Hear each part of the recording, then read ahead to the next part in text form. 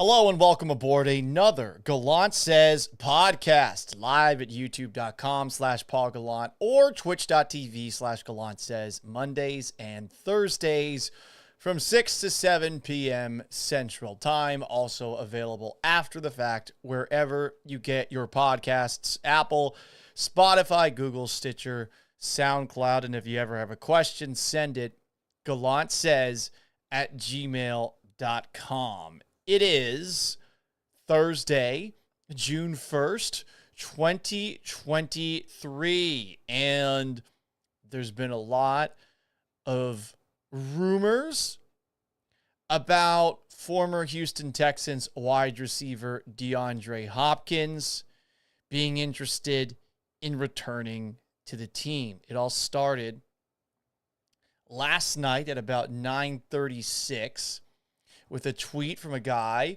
who you probably know if you follow the Houston Rockets, Roosh Williams. Roosh Williams is someone who talks primarily about the Houston Rockets. So you see this tweet, I think any natural skeptic would be like, what the fuck is this? That's what my first thought was. But I know Roosh, and I don't think he would just put something out like that. And every now and then, somebody who's working in sports media, who knows enough people, you will stumble into a story that you have no idea why it came to you, but somebody knows a guy who knows the primary source, and next thing you know, you have a dilemma on your hands. Do you want to put this out into the world? For me, this happened a few years back. I want to say 2014, when the Tennessee Titans had Jake Locker as their starting quarterback. They benched him during the week for Zach Mettenberger. I found out about it. It's the only story I've ever reported. I never want to report another story again because of all the vitriol and pissed off people that were like, who the fuck is this guy? He doesn't know how to report, blah, blah, blah, blah. So I understand some skepticism around what Roosh originally said. But as the day progressed, we saw the Houston Chronicle and Brooks Cabina essentially confirm the initial tweet that Roosh put out there. Breaking: league sources tell me DeAndre Hopkins is high on Houston Texans rookie quarterback CJ Stroud and has legitimate interest in a reunion with the Texans.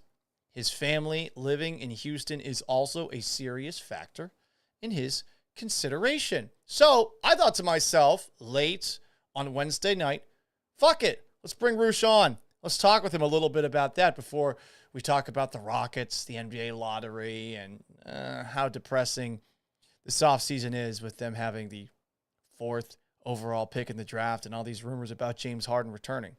So he joined me on the show, and here is what he had to say about, one, when this interest that Hopkins had in the Texans began, and number two, I asked him if the Texans are aware of him being interested in perhaps returning.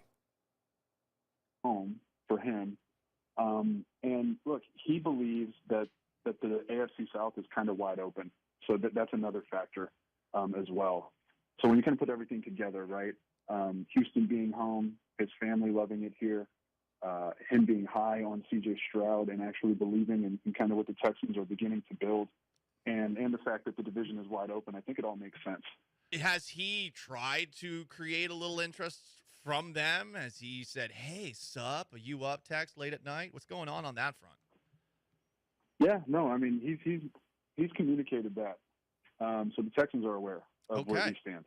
Okay. It was probably always there, right? I mean, it's connected.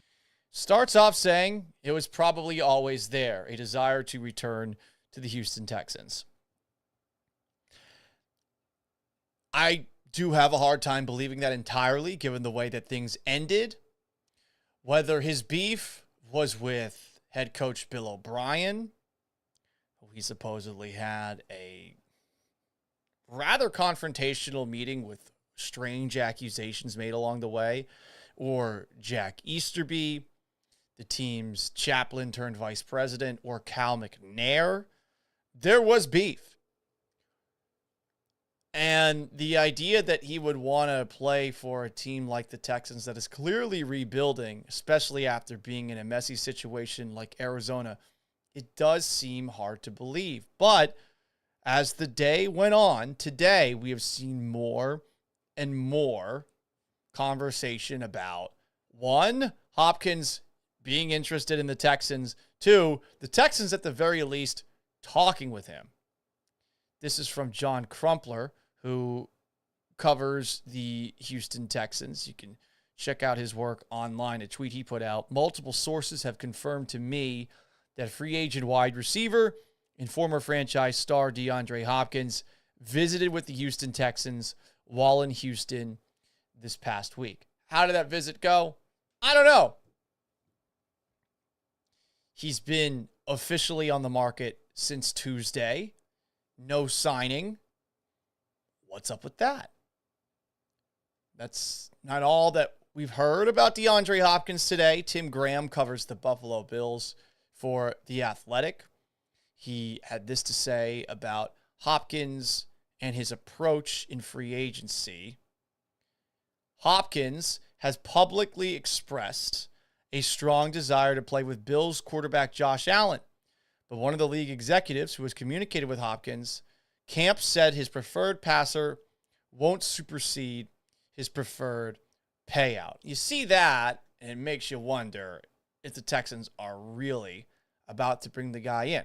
What's Hopkins been saying over this whole front? Why did the Cardinals release him this past Friday? Well, I mean, he's been very flirtatious with other teams across the NFL. I mean, they're not tampering with him, but he was close to tampering with them while still a part of the Cardinals. On the I Am Athlete podcast, which Brandon Marshall does, this is what he had to say about where he wants to go next. What I want is stable management upstairs.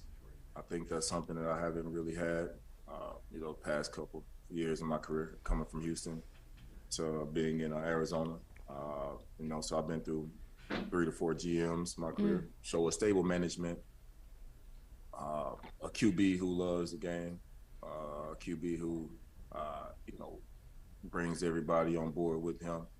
And let's pause for a second. Stable management. Texans management is more stable than it was. Very low fucking bar to clear, though, huh? It's better, but I mean, Jesus, could it have been worse? I do think the teams were heading in the right direction. As far as Hopkins and a quarterback that loves the game, we've been hearing good things out of OTAs about what C.J. Stroud's bringing to the table. There's a story that defensive coordinator Matt Burke brought up about how after practice, Stroud went up to him and asked him, hey, what the hell was going on with this coverage right here? I like hearing that. And I also like seeing that Stroud is already working with the ones, at least at the second media available offseason training, activity, practice. We don't know what's been going on in all the other practices that haven't been open to the public. But these are things you want to hear. So anyway, Hopkins on the I Am Athlete podcast continues.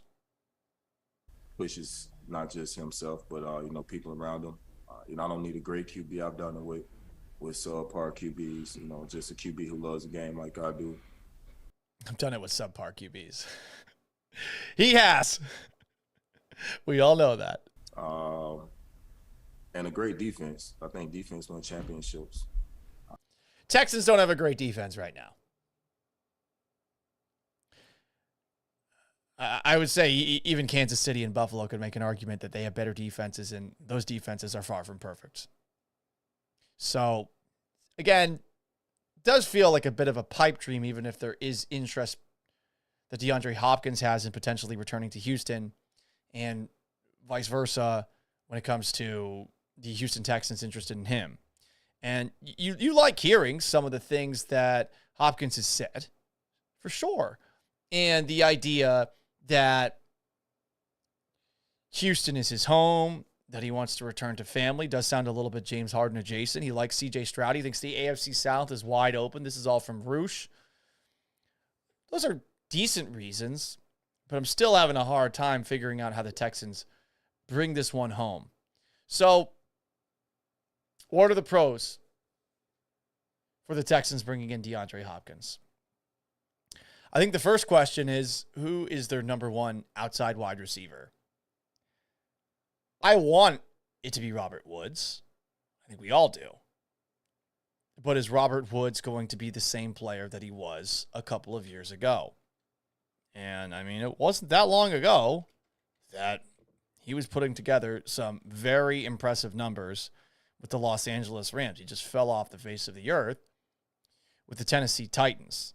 This is what I saw from DJ Bien-Aimé, who I do the Talkin' Texans podcast with. We talked about week 2 of Texans OTAs today. Check that out. That's at the ESPN 97.5 YouTube channel.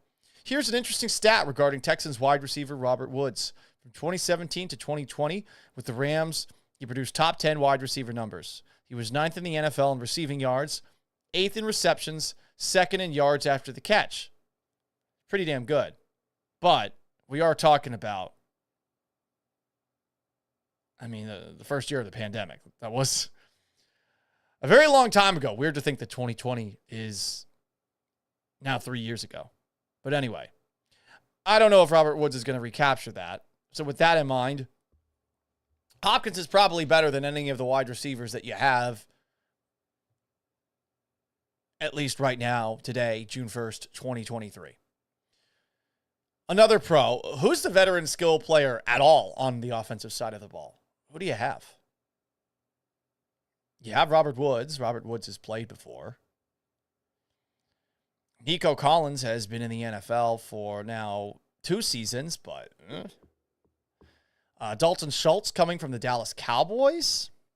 Devin Singletary. They've been in the NFL. Are they the kind of guys who command respect with their presence? Not really. Noah Brown, no. John Mechie III hasn't even played yet. Tank Dell's a rookie. Dameon Pierce, you like him, but he's going into his 2nd year in the league. There is not really an offensive skill player who's been there and done that. Hopkins is better than all of them, at least based off of their resume. And I think the last pro for potentially the Texans bringing in DeAndre Hopkins, there doesn't seem to be any bidding war for him.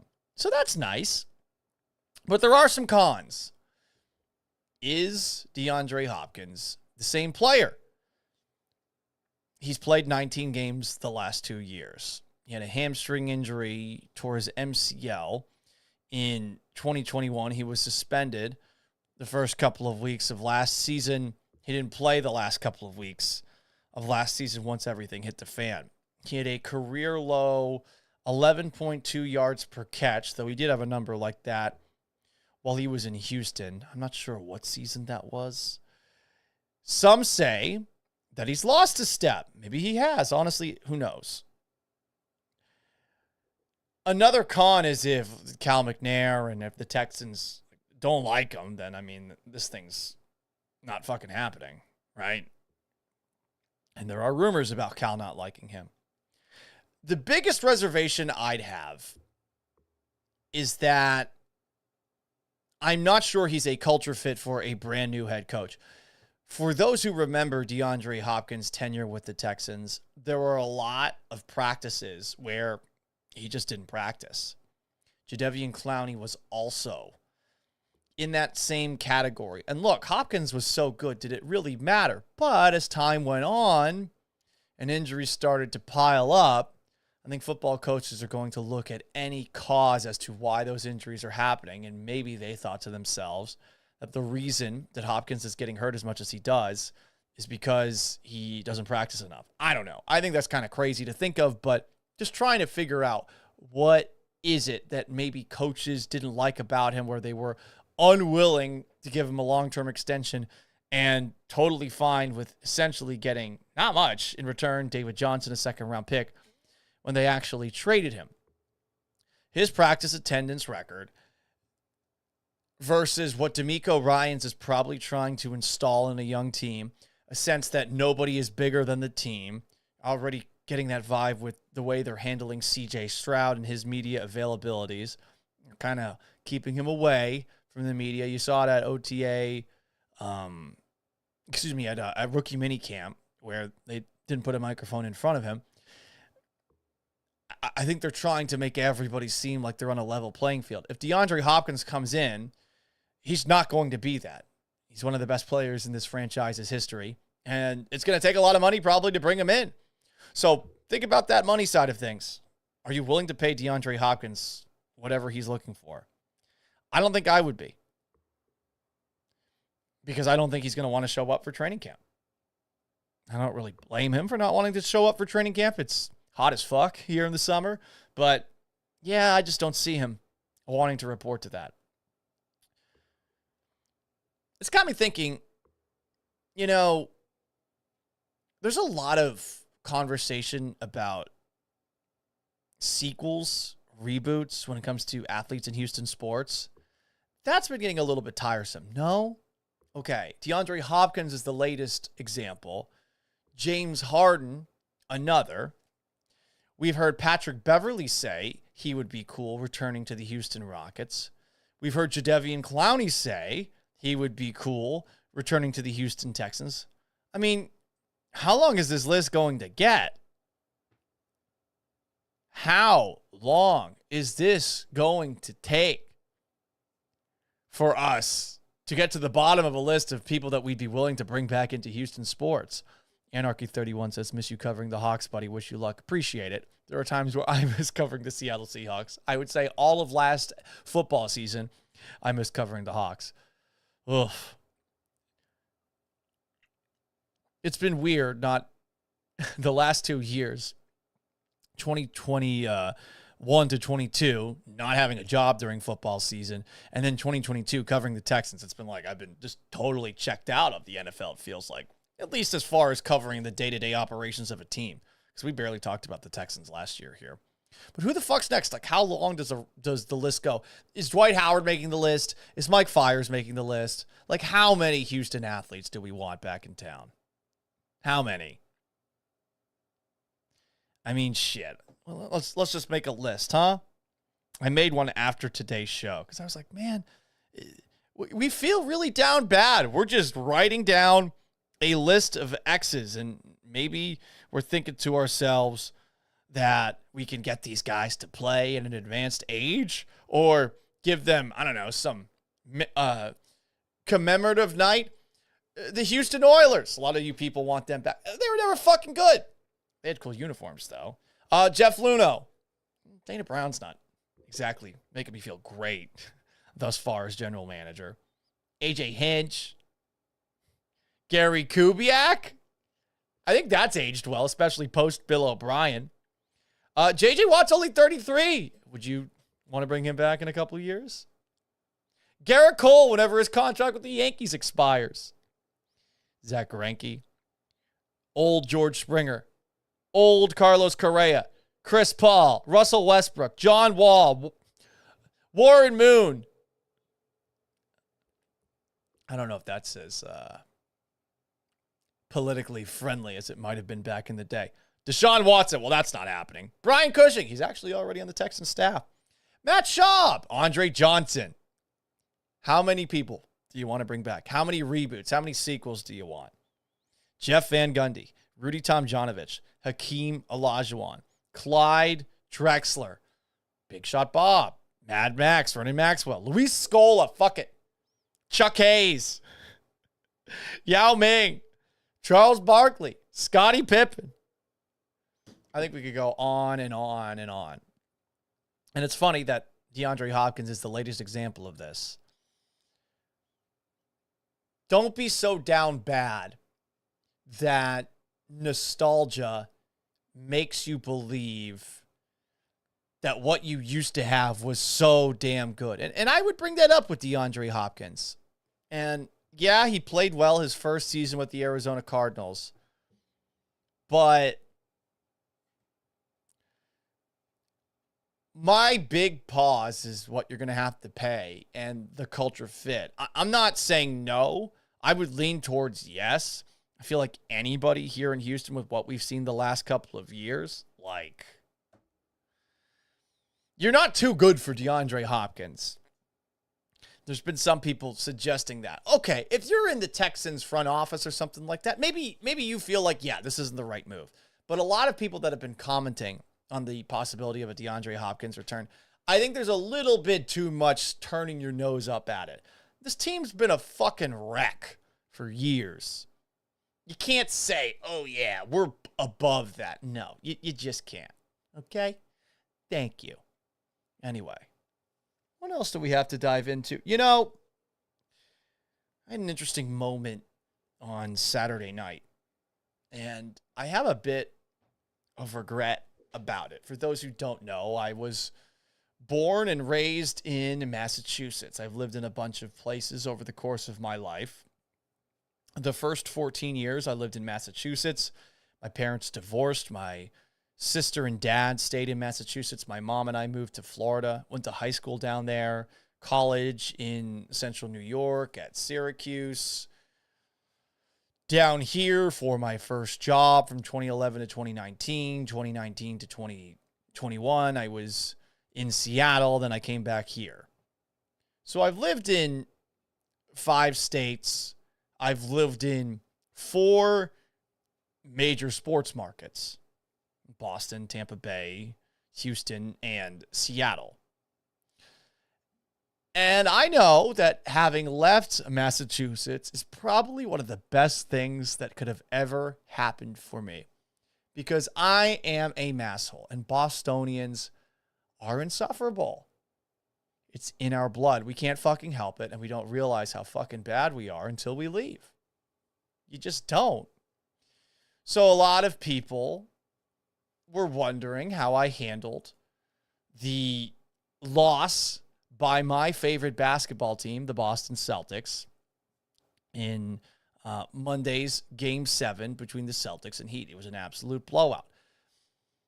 I never thought the Celtics would beat the Heat, even when they won those 3 games in a row. I just felt this Heat team has owned Boston historically. And the last couple of years, even though the Celtics beat them in the Eastern Conference Finals the year before, I didn't feel good at all down the stretch of that Game 7. Like, they almost blew it to Miami. Definitely made me feel pretty skeptical about their chances to beat Golden State in the finals. So when all that went down, I shrugged. But I know a lot of people in Boston were pissed. And again, the team was down 3-0. That's what you should be pissed about. The rally was fun. But I'm more thinking about something I did on Saturday night where I experienced a masshole relapse. I'm sitting at a bar. I'm wearing a Boston Celtics jersey, Larry Bird, who I met before going to my first Boston Celtics game. I'm watching the game on a TV, and there's a table that's right underneath the TV. And sitting at the table is some just asshole. I call him an asshole because for an hour, he would cheer whenever Miami did anything and then look at me. And at first, I laughed at it. I figured he would stop after I laughed at it and acknowledged him. But he just kept fucking going. So then I started shooting some barbs back. I think I said he had man boobs. I think I said, your team's probably out. And I got more and more pissed at him as the game went along. But you can only do the war of words if your team is playing well. You can't get into a back and forth if all of a sudden your team loses. You got to shut up, right? Like, you're going to sound like a sore loser. So I'm sitting there and watching Boston almost blow it at the very end of the game, and he's getting loud and loud and loud again. And then that Derek White tip-in happens, and I went absolutely crazy. In a good way. I was pumped. I was celebrating, but then I did a lap around the bar, and I walked by his table, and I said, like, you reaped what you sowed, and stared at him a little bit. He had offered to buy me an Uber home as the Celtics were blowing this, and here I am, just being a total asshole. And in the moment, I thought, yeah, that was warranted. Yeah, I got the better of that guy. But then as I started thinking about it, I'm like, fuck, I'm such an asshole. And it's no wonder that you see takes like this from Klay Thompson after the Celtics and Warriors played in one of the games of the NBA Finals. This is from June 8th of last year. It was not a factor. We've played in front of rude people before, dropping F-bombs with children in the crowd. Real classy. Good job, Boston. I remember seeing that at first, and I'm like, well, fuck you. And then I thought to myself, without immediate reaction, Paul, you're not in Boston anymore. You've got masshole blood, but he doesn't like it. Swearing and being a abrasive dick is not for everybody. But I can also see why everyone was so celebratory about the Celtics losing. Here's Draymond Green on the Draymond Green show saying that he was happy that Celtics lost. He also wants people to stop being the way that they are in Boston. Here's Draymond. But I must say, it did not hurt me to watch the Boston Celtics fans suffer. Those people were really rude to me last year, and I like to see them suffer. And quite frankly, for the second year in a row, in a big closeout game, the Boston fans suffer. Boston Celtics fan will make excuses, and I ain't hearing none of that shit because y'all rude, and I'm happy y'all lost, especially those of you that are in that arena. I'm happy y'all lost. Stop being the way that y'all are. Like at some point, you just can't be that way. So stop doing that. And you know what that is? I don't need to go into that. So I'm guessing he's making some implications about Boston's racism, which, as someone who grew up there, I do think it is a thing. I don't think it's as big of a thing as it's made out to be. I think that the racism in Boston is largely a byproduct of ignorance and not living around people who don't look like you. Not to justify it at all. Nope, not doing that. Just saying, I think that's why there tends to be a bit of ignorance up there. I don't think it's quite as abrasive as it can be in the South, where it is literally in your face. But that's just my own perspective on it. Everyone's got a different one. I'm not telling you the way things are. That's just how I remember it. It's been a while since I've lived there. Maybe things are better. Although every athlete seems to scream, no, it's not. I do know that they like to talk shit. I still like to talk shit. That's why I do what I do. Could be in TV, everyone says. Fuck TV. I don't get to have opinions, and I don't get to talk trash about sports and about other things. But, I mean, this masshole mindset, it truly is something. Here's Duncan Robinson on the Old Man and the Three podcast talking about something he had to deal with Celtics fans getting on his ass and somehow finding his phone number. Maybe somebody that I went to high school with or something, because I still have the same number from when I was in high school. My number got put in a group chat somewhere, and it was like a massive group chat. So after we lose game 6, my phone is blowing up from all these random New England numbers. Like, I don't know. Can I curse on here? I can, right? Yeah. We can curse. Fuck yeah. Get fucked, Celtics 7. They're sending me memes of the Kurt Schilling bloody sock. And it's just all these random numbers. It's like 70 texts. I'm like, what is going on? And I'm also like pissed because I'm on the heels of this like bone crushing loss where, not to mention, I missed some shots on the stretch I'd like to have back. So I'm like in my feels and I'm like really worked up about it. I'm like, who the fuck gave out my number? How the fuck did this happen? So then I start thinking, I'm like creating all these scenarios in my head. I'm like, if I get the chance, like, and I go into the Garden, like, I'm going to do something. And I didn't know what it was going to be. Honestly, like, probably a little underwhelming, but you would be shocked at how many people that really bothered. I heard from a lot of people about, like, some people loved it. It was very polarized. Some people loved it. And then obviously, like, all the people that are bitter back home were like, oh, it's so unnecessary, like classless, all this stuff, but whatever. For me, Duncan, So there you go. Again, Duncan Robinson on the Old Man of the Three podcast. That's who we are. And sometimes it just takes knowing who you are, acceptance of what's in your blood to learn from it, to be better. But this has been going on forever. So this is a little throwback Thursday flavor. Sprinkle the top. This story about masshole fans being masshole fans. Bostonians have been this way literally since before the Revolutionary War. For those familiar with history, you might have heard of some of the big events that took place in Massachusetts prior to the start of the Revolutionary War. It all came as a result of the Townshend Acts, a series of British Acts of Parliament passed during 1767 and 1768. The point was to raise revenue in the colonies, to pay governors and judges to remain loyal to Great Britain, to create a more effective means of enforcing compliance with trade regulations, to punish New York for not complying with a quartering act a couple of years before, and to establish precedent that the British Parliament had the right to tax the colonies. So this led to some shit. March 5th, 1770. In England, it's known as the incident on King Street.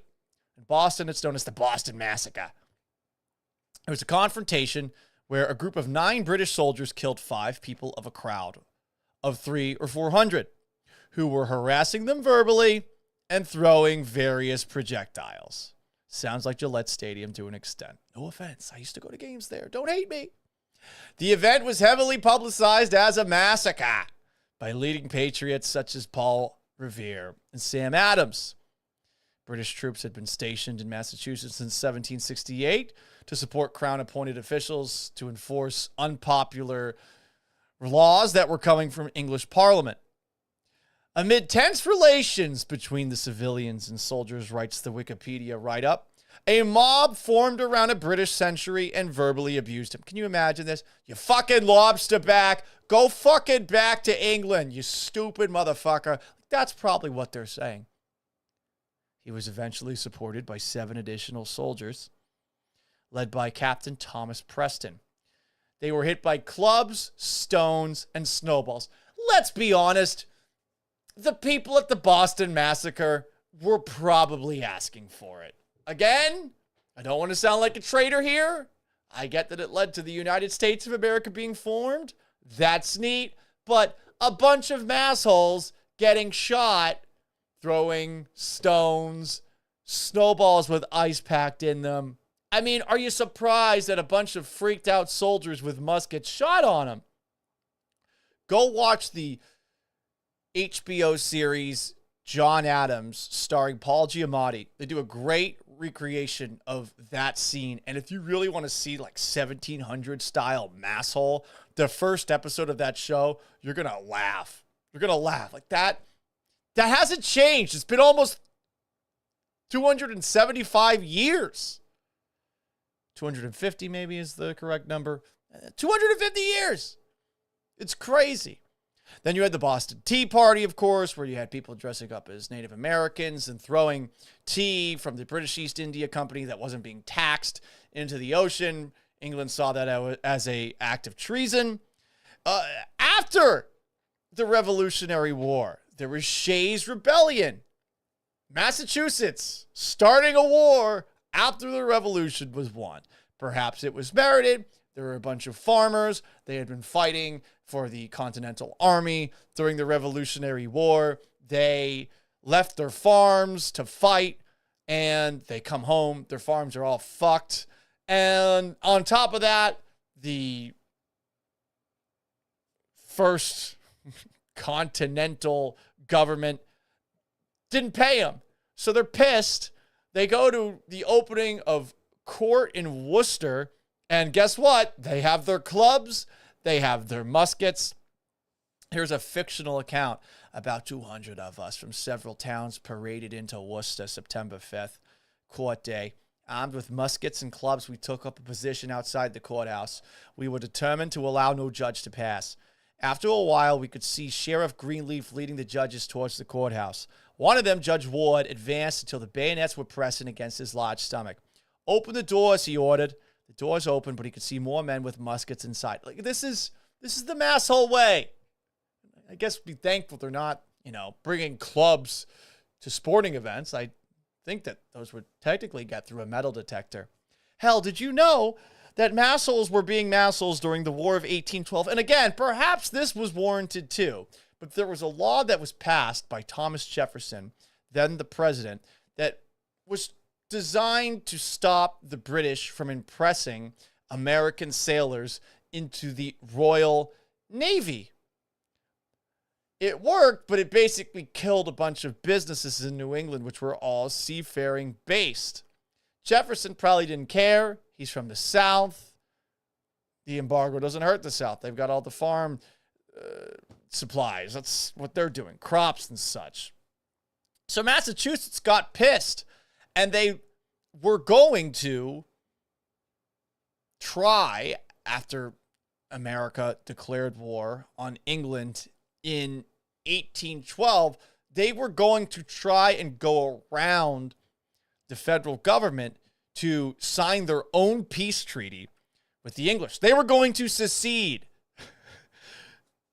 This is 1812. They were actually on their way to Connecticut to discuss grievances and produced a list of demands on which their continued participation in the Union would be conditional. As they were going to Washington to present the document, the United States won. They ousted the British. So basically, they just went back to Boston after that happened. But Bostonians are going to be Bostonians. It's like stubborn, abrasive assholes. I have realized that that is a part of my blood. I try my best not to be the worst. Here I am. You know what else is the worst? What it's likely going to take for me to eventually get married. I am bummed out seeing a tweet that went viral today from someone on Twitter by the name of @EnlightenedCoop. Because I do think that this is the expectation for a lot of ladies out there. And I know I do not check many of these boxes. My dream boyfriend, 6 feet tall. Fuck. 5'11 and a half. It does say on my license that I'm 6 feet tall, so there's that. $300,000 to $500,000 in total compensation. Are we talking a fucking year? Very ambitious and driven. I mean, I'm ambitious and driven, but I know I'm never going to get that. 27 to 33. Fuck, I'm 34. Brown eyes. Brown eyes? What, the one that everybody has? Fuck that. This lady sucks already. Green eyes are where it's at. Less than 1% of us. Loves New York City. New York City's a shithole. It is. It's gotten worse. I like to visit it too. I don't love it. It's expensive. It's a pain in the ass to get around. There's homeless people everywhere. Really funny, but a little weird. Check. Really kind? Has a moral system? Maybe. Not a trust fund baby. Self-made. Well, I mean, the best way to make $300,000 to $500,000 in total compensation is to be a trust fund baby. Good taste. What the fuck does that mean? Your taste is for people that like things that are bought by people making $300,000 to $500,000. Like, fuck you. Good listener and a planner. Okay. Loves running. Who loves running? I like playing sports. Fuck running. And reading. Loves me a lot. How could anyone love you after this list of fucking demands? But hey, girl's attractive. Maybe that is what is required. But there are very high expectations that the opposite sex has for men in 2023. And I don't want to sound like some sort of incel bitch here. I don't. I know I probably am sounding like one. I mean, I see that list of demands and I just don't check off any of them. So that's what sucks here. But this does seem to be the expectation that people are looking for as we get pickier and pickier and pickier. The dating apps do not make it any better. Here is a video that went viral. I saw this a couple of years ago of women talking about what they expect or what they are looking for in their significant other. Goyo Falcon says, stay single. If not, they'll take everything from you in a heartbeat. Damn. Sound like my dad. What would you want his income to be? I feel like this is gonna sound bad. I feel like 300,000. I would have to say 127. Probably 150 to $250,000 a year. Pause for a second. First, I want to look at this girl. What the fuck is she wearing? Got 2 chains. What's going on at the top? I'm not a fashionista. I'm just wondering what the hell's going on here. Okay, fine. This one, 127,000. I kind of am wondering where she got to 127,000, but hey, that seems reasonable. Probably 150 to $250,000 a year. I don't know if you're getting 150 to $250,000 a year. That specific lady. Not to be lookist, but $500,000. Fuck you. Is that bad? 150, maybe to 250,000 a year would be comfortable for sure. I was just having this conversation with my friend, and she was like, you have to manifest a husband, girl. Ideally, my husband needs to be making like 650,000. Jesus Christ! So you said you want 500K, but what do you think the median income is for a 30-year-old? 60K? 70K? It is $45,000. Oh my God, really? Yeah. I think it's 250,000. It's 52,000. What? No, it's not. Damn, America. So, anyway, one of the things that comes out of this is I think women think they have it really bad. And maybe they do in certain areas. There's certainly sexism and, a proverbial glass ceiling in terms of advancement in a couple of situations. But I do think that there is this assumption that we all make just a shit ton of money if we're like a single white man. And can confirm that ain't the fucking case. Am I very fortunate? Yeah. Yeah, I am. Parents didn't do so bad. It helps out a lot. I'm not saying they pay all my bills. They don't pay any of them. But if shit hit the fan, I'd have some help. But I'm fortunate on that front. Not making a shit ton of money. That's for damn sure. And whenever I get to the point where I'm like trying to explain to somebody what I make, it's not fun. I'll just speak from a recent experience. I was seeing somebody who was very attractive, very sweet, kind, but wanted to do nice things all the time. I remember the first date I took her to was Uchi in Houston. For a first date, it's like $200 minimum that you're spending, which is okay. For some, affordable. For me, I wasn't thrilled about that. And I'm also paying for drinks before then, after then. It was an expensive night. It was a fun night. But constantly, over the time we were talking, which was probably like a month and a half, I haven't heard from her in a bit,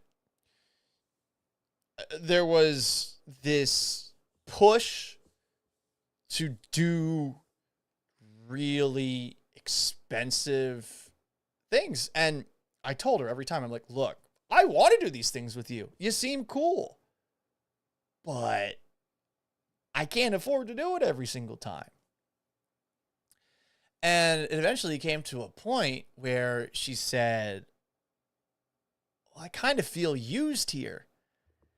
And I don't even know what to fucking say to that. I'm like, well, sorry if you feel that way. Not the intent I'm trying to give. I've been pretty upfront with you from the beginning. Like, you want things that I'm probably not going to be able to provide you on a regular basis. And either you like me, the person, or move on. And I think she decided to move on. But that's the kind of expectation that we're dealing with. And by the way, we're not better. I think on the men's side of things, we're all looking for this ridiculously hot woman.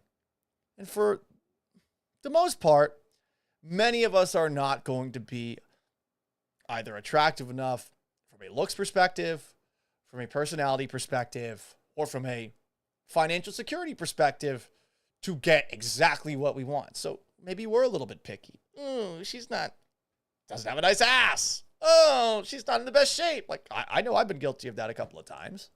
So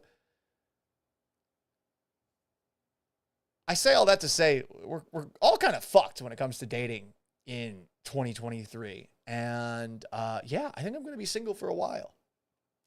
I don't think that everybody has the expectations of the girls that you saw go viral in this video. I'm sure there's a lot of other people who were interviewed who actually had semi-realistic expectations.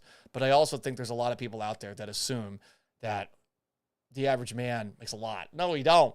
We don't. It would be nice if we all did. Country would probably be a lot better. Anyway, before I hit the road, I did want to talk about two things that hit the road. Oh, what a transition, Paul. First, I watched Fast 10. I saw it on opening day. Gotta say, it was amazing for a variety of different reasons. The most important one. Guys, the Fast and Furious franchise is fucking stupid fun. Now, that pause in between those two words, you probably heard it. And you're like, no, it's just stupid. No, it's stupid fun. It's so preposterous that you have to love it.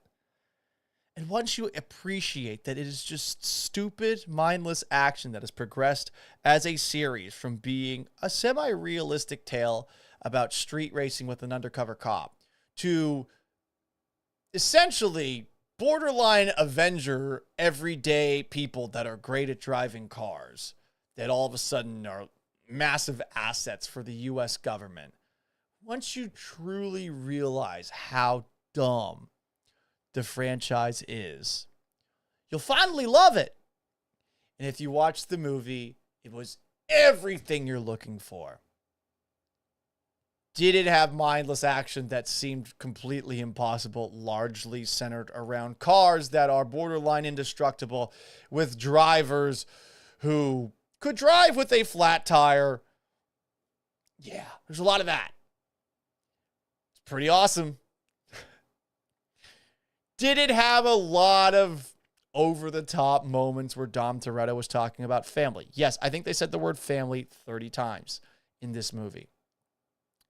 Did it have unexpected fun acting as a villain from Jason Momoa, who played this weird metrosexual character? Yeah, he was actually pretty good in that. Did it feature actors that we've seen before that hadn't been in other movies? Yeah. It saw Brie Larson. It saw the guy who plays Thad Castle in Blue Mountain State, Alan Ritchson. It had a nice twist at the end that I didn't see coming. Had all of that, and then it had the most ridiculous fucking fan service at the end, which makes me believe that there's perhaps no such thing as plot armor anymore. If you watch the movie, you know exactly what I'm talking about. And oh my God. The first return, if you will, that you see in the movie, you're like, no fucking way, but I'm all here for it. The second return that you see, punctuated by a man squishing a cell phone, was so good, because the whole movie I'm turning over to Sean Mapes, who is my producer on ESPN 97.5, and I'm thinking to myself, if they don't bring this guy back for this movie, I am just going to die a little bit inside. They have to. They get everyone back together, but they can't get this guy back in. Come the fuck on. What are you doing here? So that was Fast 10. I also saw the ending of Succession. And I suppose at this point in time, I should play the spoiler alert horn one more time. First, let me tell you about the show in case you don't understand what that horn means. I wasn't as into Succession as other people were. I didn't plan my Sunday night around it. I felt at times it was slow, and my attention would wane. I'd go to my cell phone. I'd get up. I'd go do something. That might be a me problem more than it is a show problem. But I did really like the show.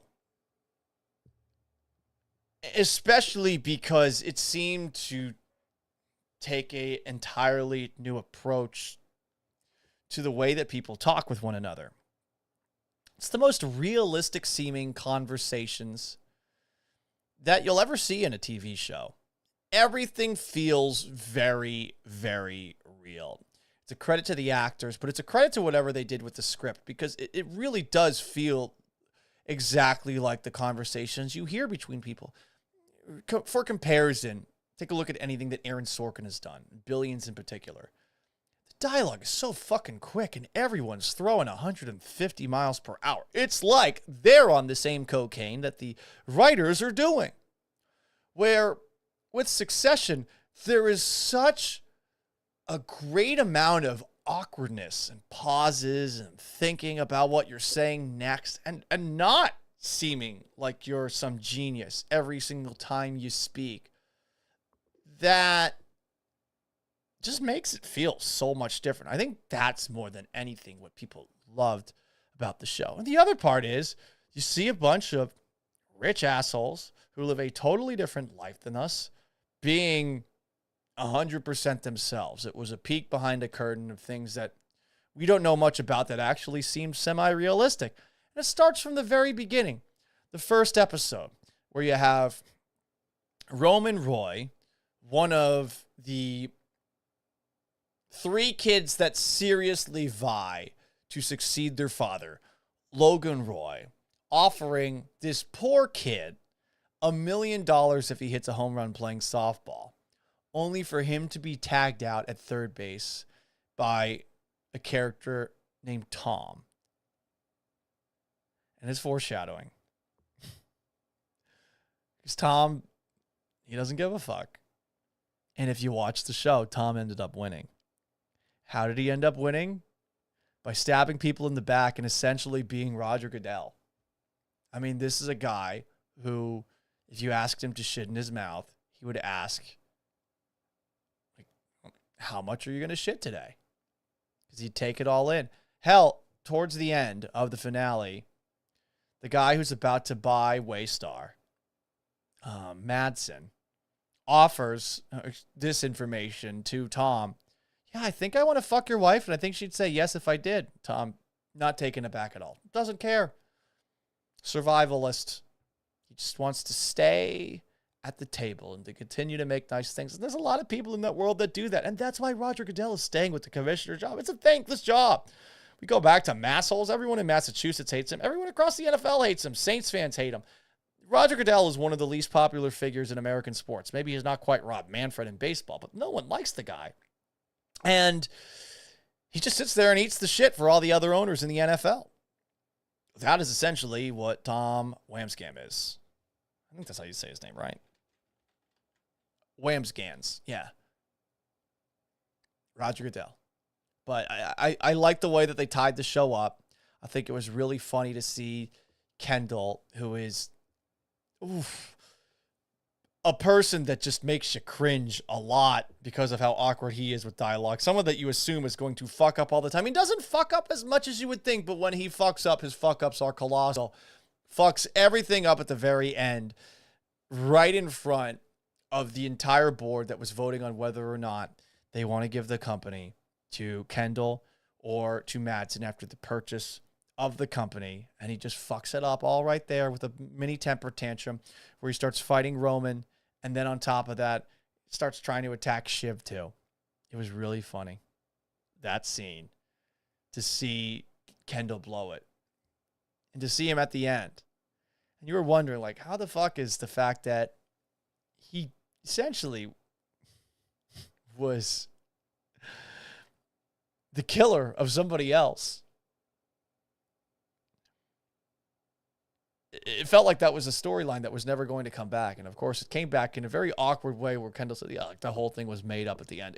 It was a great way to end the show. I'm not going to act like it was a perfect ending, but it's hard to stick a landing if you're a really good TV show. The expectations are very high. And again, I wasn't like the biggest fan of Succession, but it was a good show. I'm going to miss it. And I felt like they did a very good job over 4 years. Very unique if you haven't watched it, HBO Max. And I guess if you sat through this much, you've seen some spoilers. It doesn't spoil the show if you know what's going to happen at the end.